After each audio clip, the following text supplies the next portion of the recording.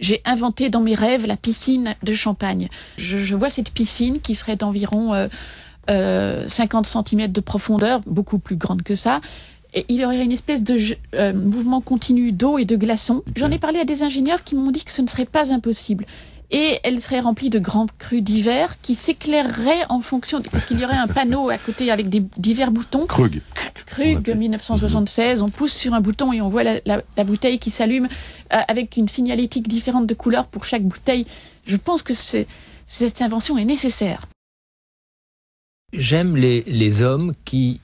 les humains qui pourraient tout obtenir, tout avoir et qui témoignent d'une sorte de détachement et d'indifférence à l'endroit de ce qu'ils pourraient obtenir. Ils ne sont pas dans la prédation, dans la conquête.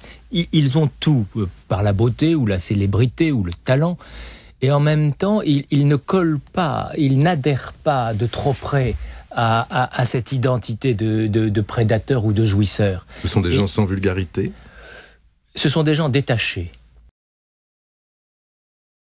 Cette œuvre qui parfois étonne les visiteurs, qui consiste dans la représentation d'un gros cochon amoureusement, affectueusement escorté par des anges, par deux petits anges et un lutin. La présence de cette œuvre dans l'un des salons de Versailles m'a conduit à constater que sur la cheminée, il y avait un très très beau bas-relief de petite taille représentant le départ de la Sainte Famille pour l'Égypte. J'observais que l'âne qui porte la Vierge Marie et l'enfant Jésus était escorté par des angelots. Plastiquement, iconographiquement, il y a là un procédé identique. Et je me suis intéressé à ce bas-relief, c'est un bas-relief de Sarrazin, et je me suis dit, tiens, si cette œuvre de Jeff Koons n'avait pas été présentée dans cette pièce du grand appartement, je n'aurais jamais regardé ce relief avec autant d'attention.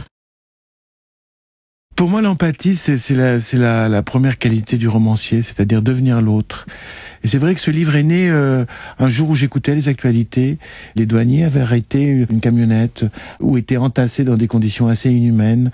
Ils étaient hagards, ils étaient fatigués.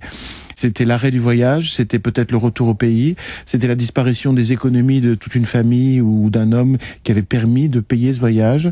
Et puis c'était l'espoir qui mourait, l'espoir d'une vie honnête qui allait se construire ailleurs, l'espoir d'envoyer de l'argent au pays pour ceux qui restent. Donc c'était des vies brisées. Et je me suis dit, voilà, c'est ça le tragique aujourd'hui. Le tragique vraiment au sens grec de la tragédie grecque, quand Antigone a raison et quand Créon a raison. Le président du service public actuel aime beaucoup Guillaume le Conquérant, si je ne m'abuse. Il faut que ce personnage-là soit montré, parce que c'est un destin incroyable. Plein de choses étaient possibles, même dans le christianisme. Il y a des choses incroyables. Il y a tout d'un coup des moines qui circulaient, qui fondaient leur ordre, témoignaient d'un esprit libéral incroyable. Il n'y a aucun prosélytisme de leur mode de vie viking. Et au contraire, ils devenaient chrétiens, ils devenaient musulmans, suivant...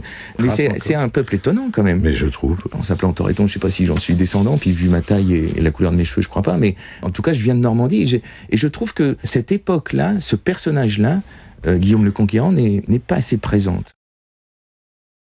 Au départ, j'ai eu l'opportunité d'aller travailler à l'Élysée. C'était sous Giscard, auprès de Madame Giscard d'Estaing au départ.